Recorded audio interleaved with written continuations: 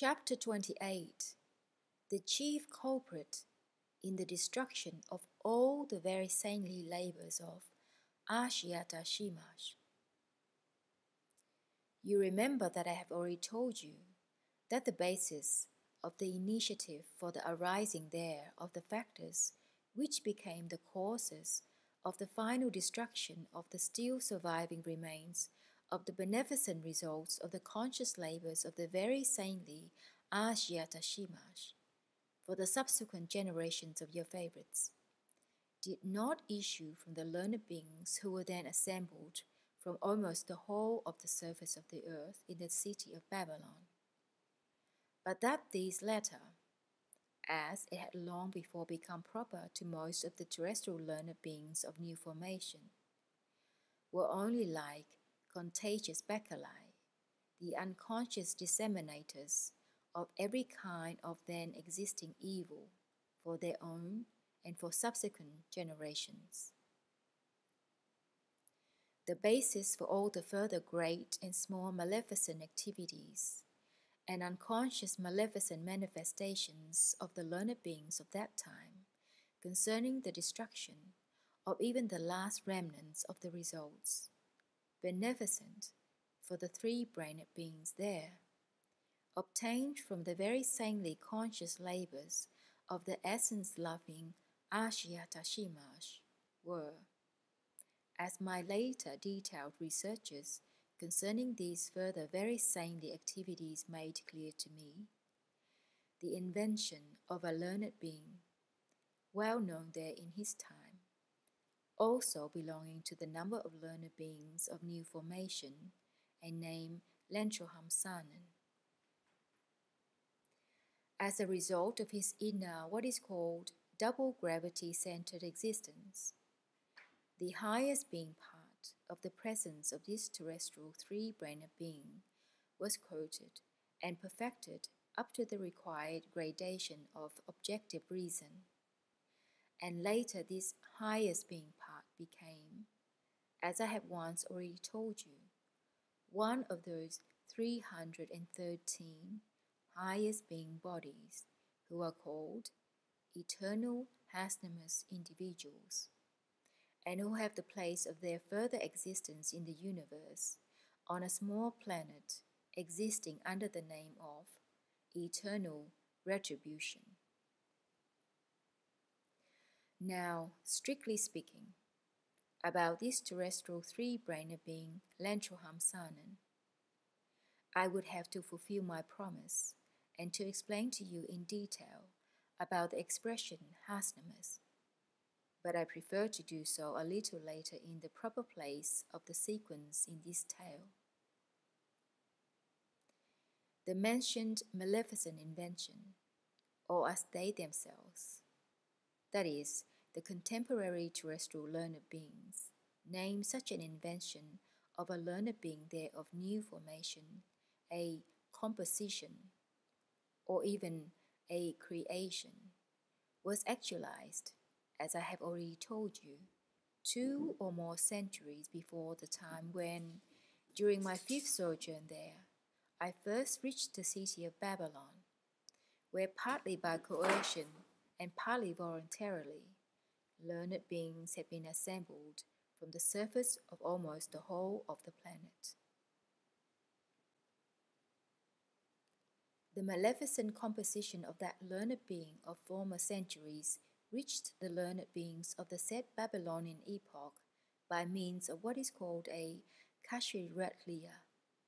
on which this invention was engrossed by the said learned Lentrohamsanin himself. I find it very necessary to inform you a little more in detail about the history of the arising of this Lentrohamsanin, and also how, owing to which accidental circumstances of his environment, he later became there a great learned being and authority for his contemporary beings of almost the whole surface of your planet. In addition to this history itself being very characteristic, it can also serve as a good elucidatory example of that practice practice which has long ago become firmly established in the process of the existence of these three-brained beings who have taken your fancy. The result of which is that several of them at first become, so to say, authorities for other learned beings of new formation, and thereby, later, for all the unfortunate ordinary beings there. The details concerning the conditions of the arising and subsequent formation of this Lentrohamsanin into a responsible being chanced to become clear to me, by the way, during my investigations of which aspects of the strange psyche of your favorites were the basis for the gradual change and ultimately also for the total destruction of all those beneficent special forms and customs in the process of their being existence, which had been introduced and firmly fixed in this process by the ideally foreseeing reason of our now omnicosmic, most very saintly Ashiata Shiemash, during the period of his self-preparation to be that which he now is for the whole of the universe. It was then that I learned that this Lentrohamsanin arose, or, as it is said there, was born on the continent Asia, in the capital of Nievia, the town Kronbookhon. The conception of his arising resulted from the blending of two heterogeneous Exioeharies formed in two already elderly three-brained Keschapmartnian beings there. His producers, or, as it is said there, his parents, having chosen at the place for their permanent existence the capital of Nievia, moved there 3 terrestrial years before the arising of that later universal Hasnamuss. For his elderly and very rich parents, he was what is called a firstborn, for although the blending of their Exioeharies had been many times actualized between them before him, yet, as I found out, they, being deeply engaged in the business of acquiring riches, and not wishing to have any hindrance for this, had recourse at each actualizing of this sacred blending to what is called Toosy, or, as your contemporary favorites express themselves, abortion. Towards the end of his activities in acquiring riches, the source of the active principle of his origin, or, as it is said there, his father, had several of his own what are called caravans, and he also owned special caravansaries for the exchange of goods in various cities of this same Nievia. And the source of the passive principle of his origin, that is, his mother, was at first of the profession of what is called Toosidji, but later, on a small mountain, she organized what is called a holy place and published broadcast among other beings information concerning its supposed special significance, namely, that beings of the female sex without children would, on visiting this place, acquire the possibility of having them. When this couple, in what is called the decline of their years, had already become very rich, they moved to the capital city Kronbookhon in order to exist there, but only for their own pleasure. But soon they felt that without a real result, or as they say there, in childlessness, there cannot be full pleasure. And from that time on, without sparing what is called money,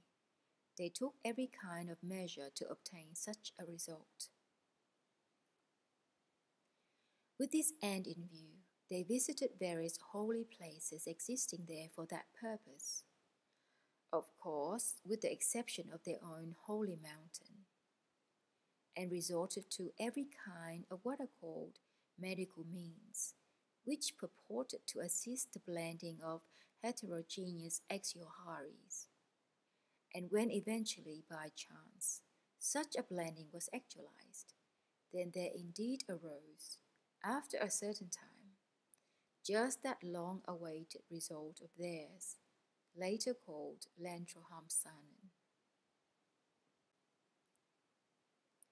From the very first day of his arising, the parents were, as it is said, completely wrapped up in what they described as their God-sent result, or son. And they spent vast sums on his pleasures and on what was called his education. To give their son the very best upbringing and education the earth could provide became for them, as it is said there, their ideal. With this aim, they hired for him various what are called tutors and teachers, both from among those existing in the country Nievia and from various distant lands. These latter,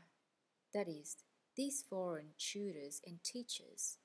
they then invited chiefly from the country which at the present time is called Egypt. Already by the time this terrestrial what is called Papa's and Mama's darling was approaching the age of a responsible being, he was, as it is said there, very well instructed and educated. That is, he had in his presence a great deal of data for all kinds of being ego-plasticuri, consisting, as it is usual there according to the abnormally established conditions of their existence, of various fantastic and dubious information. And later, when he became a responsible being, he manifested himself automatically through all kinds of corresponding accidental shocks. When this later great learned being there reached the age of a responsible being, and although he had indeed a great deal of information, or as it is called there, knowledge, nevertheless, he had absolutely no being in regard to this information or knowledge which he had acquired. Well, when the said Mama's and Papa's darling became a learned being there of new formation, then because on the one hand there was no being whatsoever in his presence, and on the other hand because there had already by this time been thoroughly crystallized in him those consequences of the properties of the organ Kundabuffer, which exist there under the names of vanity, self-love, swagger, and so forth. The ambition arose in him to become a famous learned being, not only among the beings of Nievia, but also over the whole of the surface of their planet. So, with all his presence, he dreamed and ruminated how he could attain this. For many days he then thought seriously, and finally he decided first of all to invent a theory upon a topic which nobody before him had ever touched upon, and secondly, to inscribe this invention of his upon such a Kahireitleer as nobody had ever before inscribed or would ever be able to in the future either. And from that day he made preparations for the actualizing of that decision of his. With the help of his many slaves, he first prepared a Kahireitleer such as had never before existed. At that period of the flow of time on the planet Earth, the Kahireitleers were generally made from one or another part of the hide of a quadruple being called their buffalo. But Lentrohamsanin made his Kahireitleer from 100 buffalo hides joined together. These Kahireitleers were replaced there later by what is called parchment. Well, when this unprecedented Kahireitleer was ready, the subsequently grey Lentrohamsanin inscribed upon it his invention concerning a topic which, indeed, it had occurred to nobody to discuss before, and for which, in truth, there was no reason why it should have been. Namely, in those wise acrings of his, he then criticized in every way the existing order of collective existence. This Kahireitleer began thus. Man's greatest happiness consists in not being dependent on any other personality whatsoever, and in being free from the influence of any other person, whoever he may be. Some other time, I will explain to you how your favorites, the strange three-brained beings there on the planet Earth, in general, understand freedom. This subsequently universal Hasnamuss inscribed further as follows. Undeniably, life under the present state organization is now far better for us than it used to be before. But where, then, is that real freedom of ours upon which our happiness must depend? Don't we work and labor as much now as during all other former state organizations? Haven't we to labor and sweat to get the barley indispensable to us to live, and not to starve to death like changed dogs?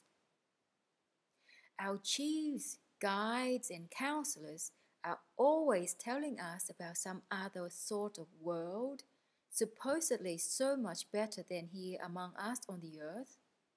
and where life is in every respect beatific for the souls of those men who have lived worthily here on the earth. Don't we live here now worthily? Don't we always labor and sweat for our daily bread? If all that our chiefs and counselors tell us is true, and their own way of living here on the earth really corresponds to what is required of their souls for the other world, then of course God ought, and even must, in this world also, give more possibilities to them than to us ordinary mortals. If all that our chiefs and counselors tell and try to make us believe is really true, let them prove it to us, ordinary mortals, by facts. Let them prove it to us, for instance, that they can at least change a pinch of the common sand in which, thanks to our sweat, our daily bread arises, into bread. If our present chiefs and counselors do this, then I myself will be the first to run and kneel and kiss their feet. But meanwhile, as this is not so, we ourselves must struggle, and we ourselves must strive hard for our real happiness and for our real freedom, and also to free ourselves from the need of having to sweat. It is true that for 8 months of the year we now have no trouble in obtaining our daily bread, but then how we must labor those 4 summer months and exhaust ourselves getting the barley we need. Only he who sows and mows that barley knows the hard labor required. True, for 8 months we are free, but only from physical labors. And for this, our consciousness, namely, our dearest and highest part, must remain day and night in slavery to these illusory ideas which are always being dinned into us by our chiefs and counselors. No, enough! We ourselves, without our present chiefs and counselors, who have become such without our consent, must strive for our real freedom and our real happiness, And we can only obtain real freedom and real happiness if we all act as one. That is to say, all for one and one for all.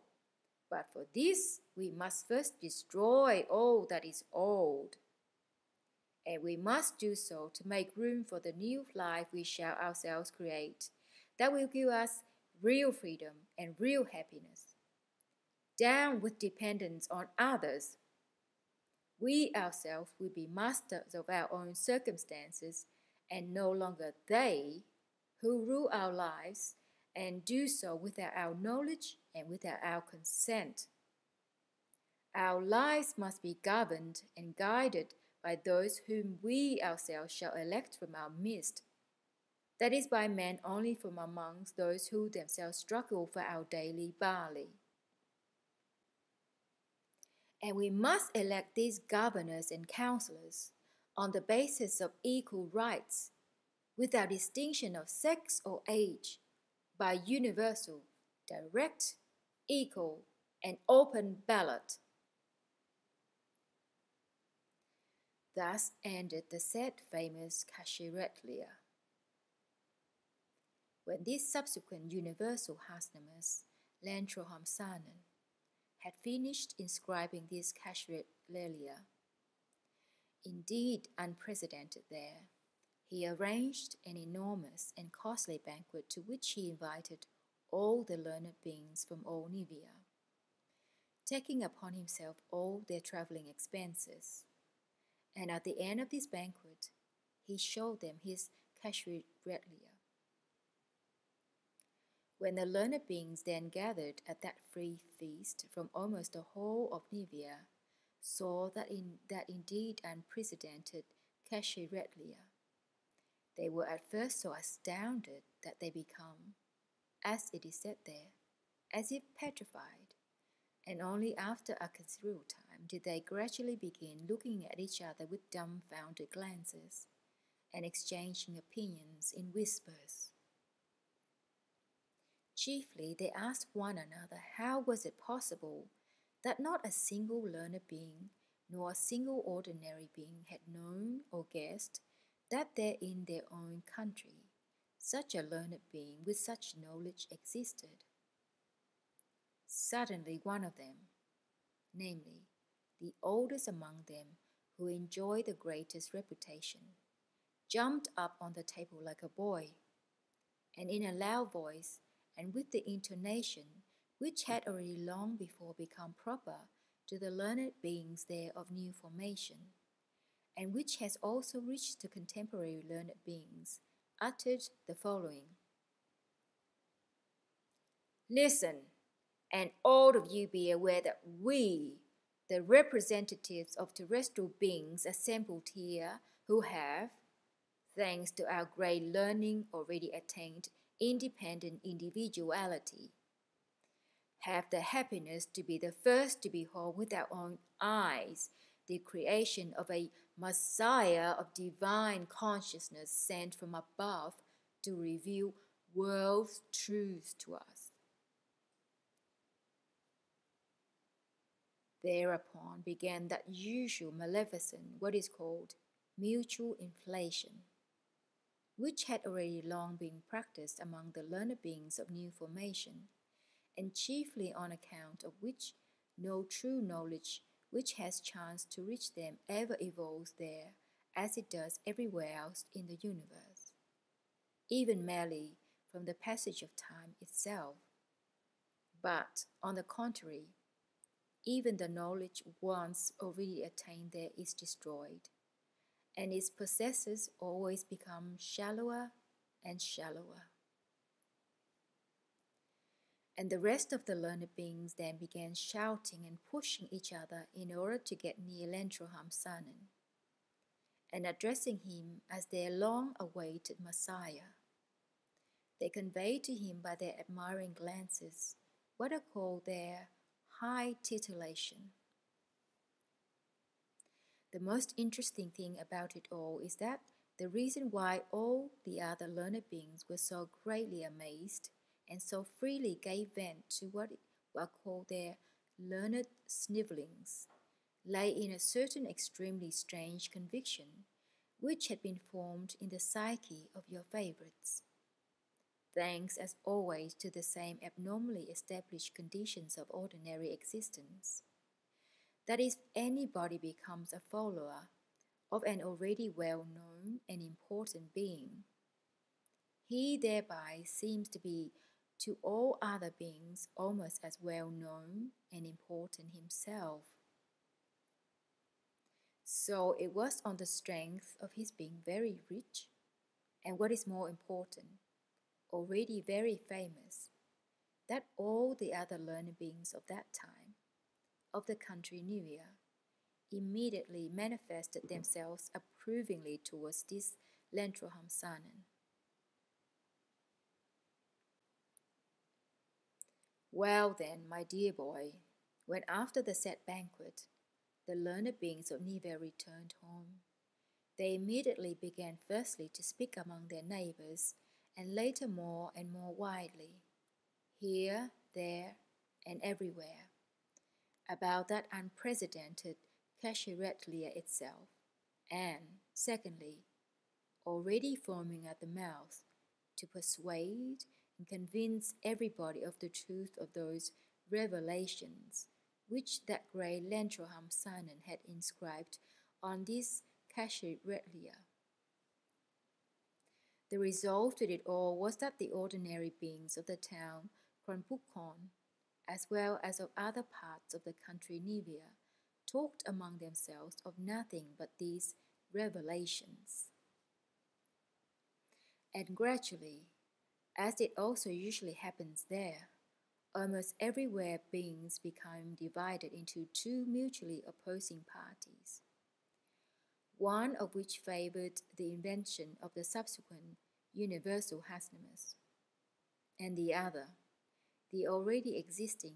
and well-fixed forms of being existence. Thus it continued during almost a whole terrestrial year, during which time the ranks of the contending parties increased everywhere, and towards each other there grew one of their particular properties called hate, the result of which was that one sorrowful day in the town of Kronbookhon itself, there suddenly began among the beings who had become followers of one or the other of the two said mutually opposite currents, their process of what is called civil war. Civil war is the same as war. The difference is only that in ordinary war, beings of one community destroy the beings of another community, while in a civil war, the process of reciprocal destruction proceeds among beings of one and the same community. As for example, brother annihilates brother, father, son, uncle, nephew, and so on. At the outset, during the 4 days that the horrible process was at its height in Kronbookhon, and the attention of the other beings of the country of all Nievia was concentrated on it, everything was still relatively quiet in the other towns. But here and there, small what are called skirmishes occasionally took place. When at the end of the 4th day, those who were for the invention of Lentrohamsanin, that is for the learned beings, were victorious in Kronbookhon, then from that time on, the same process also began at all the large and small points of the whole surface of Nievia. That widespread, terrifying process continued until there appeared hordes of learned beings who, as it is said, feeling firm ground beneath their feet, compelled all the survival beings to accept the ideas of Lentrohamsanin and immediately destroyed everything. And from then on, all the 3-brained beings of Nievia became followers of the invention of Lentrohamsanin, and soon after, in that community, there was established a special what is called republic. A little later, the community of Nievia, being at that period great and what is called powerful, began, as it also usually happens there, making war on the neighboring communities for the purpose of imposing upon them also her new form of state organization. From that time on, my boy, on the largest continent of your planet, the processes of reciprocal destruction among these strange three-brained beings began to proceed as before, and at the same time they were gradually changed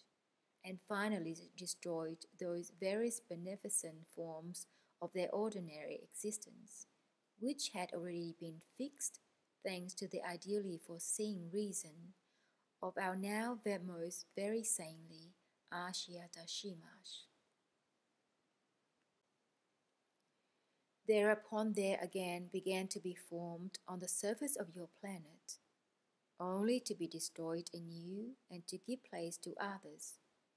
numerous separate distinct communities with every kind of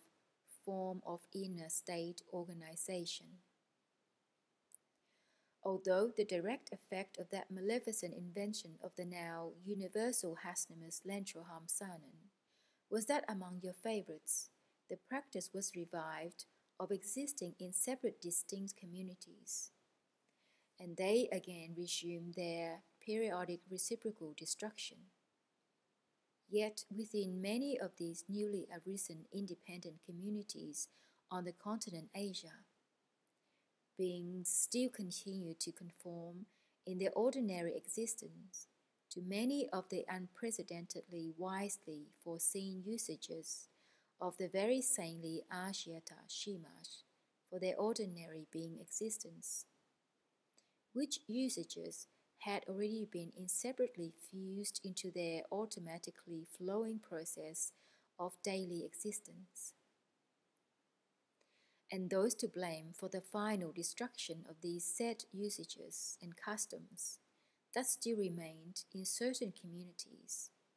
were those learned beings who were then assembled in the city of Babylon. And they were then to blame in this respect owing to the following. When owing to that famous question of the beyond, they organized the General Planetary Conference of all the learned beings there happened to be also among the learned beings who went to Babylon on their own accord, the great-grandson of Lentrohamsanin himself, who had also become a learned being. And he took with him there to the city of Babylon an exact copy of the mentioned Kahireitleer, but made on papyrus, the original of which had been inscribed by his great-grandfather, and which he had obtained by inheritance. And at the very height of the frenzy concerning the question of the soul, during one of the last big general meetings of the learned beings, he read aloud the contents of that maleficent invention of his great-grandfather's, whereupon it occurred, as it had also become proper to the sorry learned beings of this planet, thanks to their strange reason, that from one question which interested them, they at once passed to quite another, namely, from the question of the soul to the question of what is called politics. Thereupon in the city of Babylon, meetings and discussions again began everywhere concerning the various kinds of already existing state organizations and those which in their opinion ought to be formed. As the basis of all their discussions they took, of course, the truths indicated in the invention of Lentrohamsanin, this time expounded on what is called a papyrus that had been taken there by his great-grandson, and a copy of which almost every learned being who was then in Babylon carried in his pocket. For several months they discussed and argued, and as a result, they this time split into parties. That is to say, all the learned beings then in the city of Babylon split into two independent, what are called sections, under the following names. The first, section of Neomothists. The second, section of Paleomothists. Each of these sections of learned beings soon had its adherents from among the ordinary beings in the city of Babylon. And once again, things would certainly have ended also with a civil war if the Persian king, hearing of it all, had not immediately cracked them on their learned noddles. A number of these learned beings were executed by him, others were imprisoned with lies, and still others were dispatched to places where even now, as Mullah Nasser Aden would say, French champagne could not be taken. Only a few of those who were clearly shown to have been occupied with all this only because, as it is said there, they were mad, were permitted to return to their own countries, and those among them who had taken no part whatever in political questions were not only also given full liberty to return to their native land, but by the order of the mentioned Persian king, their return to their native land was even accompanied with every kind of honor. Well then, my boy, those Babylonian learned beings who, owing to various reasons, survived and were scattered everywhere over the surface of almost the whole of the planet, continued by momentum their wiseacring, the basis of which they made, of course, not consciously, but simply mechanically. Those two leading questions which had arisen and which had been the questions of the day during the said Babylonian events, namely, the famous questions concerning the soul of man and the inner communal organization. The result of these wiseacrings of theirs was that over the whole continent of Asia, civil wars again broke out in various communities, and the processes of mass reciprocal destruction between different communities. The destruction which thus proceeded of the remnants of the results of the conscious labors of the very saintly Ashiata Shiemash continued on the continent of Asia for about a century and a half. Yet, in spite of this, in some places they were preserved, and even by momentum were still carried out certain forms that had been created by Ashiata Shiemash for their beneficent being existence. But when the three-brained beings there, who arose and existed on the neighboring continent, now called Europe, then began taking part in the Asiatic wars, and when hordes with the arch-vainglorious Greek called Alexander of Macedonia at their head, were dispatched thence and passed almost everywhere over the continent of Asia,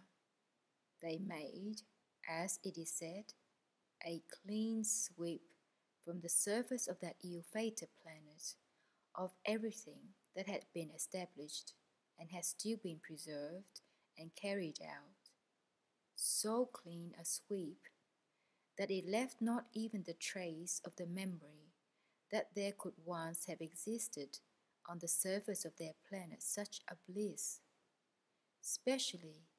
and intentionally created for their existence by such a reason, whose possessor is now one of our 7 most very saintly omni-cosmic individuals, without whose participation even our uni-being common Father does not allow himself to actualize anything.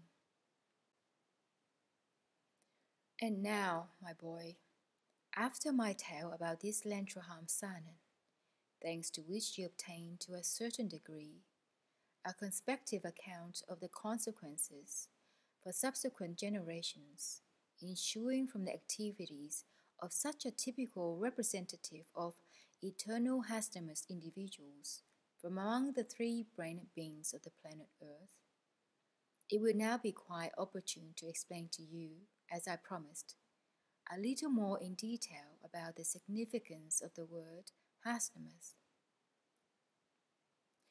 In general,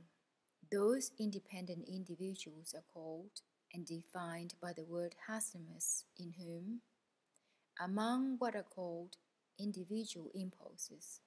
a certain something arises,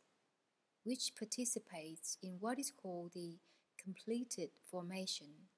of independent individualities in the common presences of three-brained beings, both of the highest possible coating, as well as those who consist only of the planetary body alone.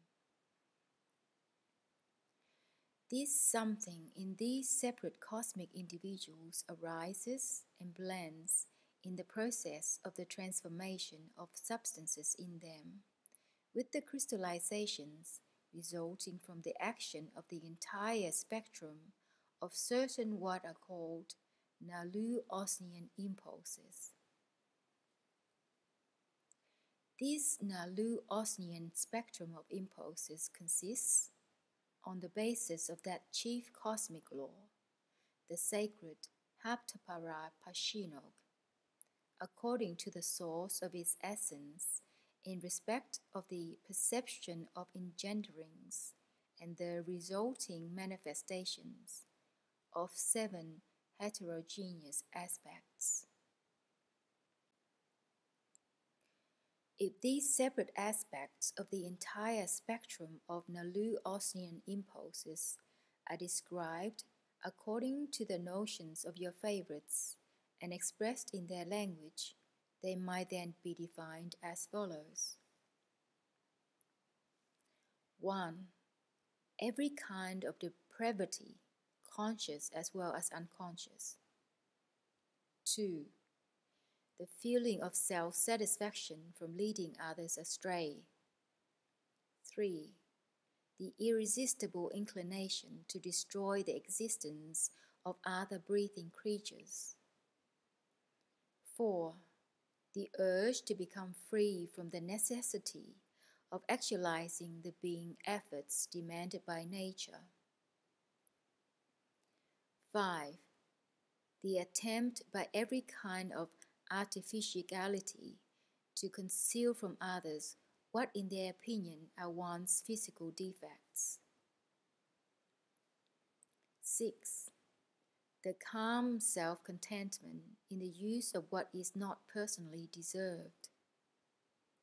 7. The striving to be not what one is. This certain something which arises in the presences of definite individuals owing to the enumerated Naloo-osnian-impulses, besides being the cause of what are called serious retributive suffering consequences for these individuals themselves, also has the particularity that as soon as the action of what is called intense effort ceases in one of these individuals, the radiation proper to one or other of the aspects of the manifestation of this something have a great effect on those around him and become a factor for engendering the same in them. In the common presence of every kind of three-brained being, there can arise during the process of his planetary existence 4 kinds of independent Hasnamuss individuals. The first kind of Hasnamuss individual is a three-brained being who, while acquiring in his common presence that something, still consists only of his planetary body and who, during the process of his sacred Rascooarno, is subject to the corresponding consequences of the presence in him of the properties of this something, and is thus destroyed forever, such as he is. The second kind of Hasnamuss individual is that Kesdjan-body of a three-brained being, which is quoted in his common presence with the participation of that something, and which, acquiring, as is proper to such a cosmic arising, the property of Toorinoorino, that is, non-decomposition in any sphere of that planet on which he arose, has to exist by being formed again and again in a certain way, such as he is, until this certain something will have been eliminated from him. The third kind of Hasnamuss individual is the highest being body or soul, during the quoting of which in the common presence of a three-brained being this something arises and participates. And he also acquires the property of Toorinoorino, but this time proper to this highest being body. That is to say, this arising is no longer subject to decomposition, not only in the spheres of that planet on which he had his arising, but also in all other spheres of the great universe. The fourth kind of Hasnamuss individual is similar to the third, but with this difference, that the Hasnamuss of the third kind has the possibility of at some time succeeding in becoming, so to say, cleansed from this something, whereas for this fourth kind, such a possibility is lost forever. That is why this fourth kind of Hasnamuss is called an eternal Hasnamuss individual. For these four kinds of Hasnamuss individuals, owing to their having in their presences this something, the mentioned retributive suffering consequences are various and correspond both to the nature of each kind as well as to what is called objective responsibilities, issuing from the primordial providence and hopes and expectations of our common Father concerning these cosmic actualizations. For the Hasnamuss of the first kind, namely, when this something is acquired by a being still consisting only of just a planetary body alone, the decomposition of this planetary body of his does not proceed according to the general rule. That is to say, the cessation of the functioning in his organism of every kind of sensed impulse does not proceed simultaneously with the approach of the sacred Rascooarno, that is, death. But the process of the sacred Rascooarno begins in him still during his planetary existence and proceeds in parts, that is, one by one, they gradually cease to participate in his common presence, the functioning of one or other of his separate independent spiritualized localizations, or, as your favorites would say there, in such a being, first of all, one of his brains, with all its appertaining functions, dies. Later on, the second one dies, and only then does the final death of the being approach. In addition to this, after the final death, the disintegration of all the active elements of which the given planetary body was formed proceeds firstly much more slowly than usual. And secondly, with the inextinguishable action only lessened in proportion to the vitalization of the active elements of the mentioned sensed impulses he had during life. For the second kind of Hasnamuss individual, that is, when the Kesdjan-body of a three-brained being becomes such, the corresponding consequences are that such an indeed unfortunate arising, freed from the planetary body of a three-brained being, on the one hand, not having the possibility of perfecting himself independently of and without a planetary coating, does not succeed in eliminating from his presence this maleficent something,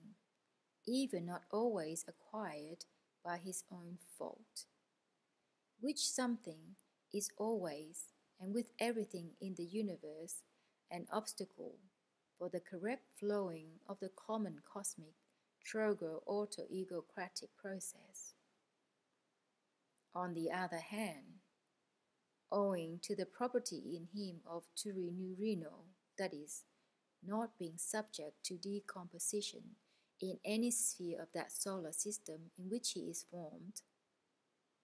he must inevitably be again coated in a planetary body, and in most cases with the exterior form of a being of one or two-brained system.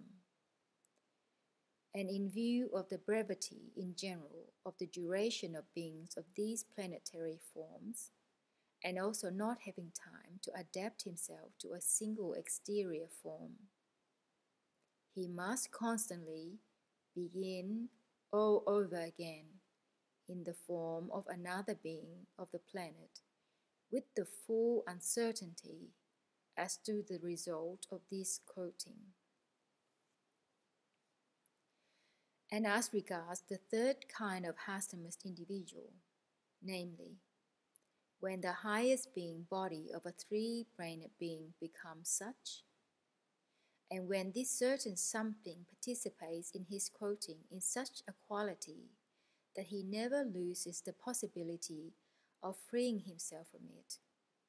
the matter is still more terrible, chiefly because he, as a higher cosmic arising, who according to the foreseeing first sourced principle of everything existing, was predetermined to serve the aim of helping the government of the whole increasing world, and on whom from the moment of the completion of his formation, even when he was not yet perfected in reason, was placed the responsibility for every subjective voluntary as well as involuntary manifestation, has the possibility to succeed in eliminating from his presence this something exclusively only by the action of the results of intentionally actualized Partkdolg-duty, that is to say, of conscious labors and intentional sufferings. Hence, such a higher being body must inevitably always suffer correspondingly, having already acquired the gradation of what is called the degree of cognition of one's own individuality, until this certain something is entirely eradicated from his common presence. As a place for the suffering existence of such a high order of Hasnamuss individuals, the higher sacred individuals are intentionally allotted from the totality of the large cosmic concentrations 4 planets, disharmonized in their subjective functioning, situated in various most remote corners of our great universe. One of these 4 disharmonized planets, called eternal retribution, especially prepared for the eternal Hasnamuss individuals, and the other 3 for those higher being bodies of Hasnamusses in whose common presences there is still the possibility of at some time or other eliminating from themselves the mentioned maleficent something. The 3 small planets exist under the names of 1. Remorse of conscience, 2. Repentance, 3. Self-reproach. Here it is interesting to notice that from among all the highest being bodies which have been quoted and perfected in every kind of exterior form of 3-brained being, there have so far reached the planet retribution from the whole universe only 313, 2 of whom had their arising on your planet, and 1 of these is the highest being body of this Lentrohamsanin. On that planet retribution, these eternal Hasnamuss individuals must constantly endure those incredible suffering called Inkiranoodel, which are like the sufferings called remorse of conscience, but only much more painful. The chief torture of the state of these highest being bodies is that they must always experiencing these terrifying sufferings, fully conscious of the utter hopelessness of their cessation.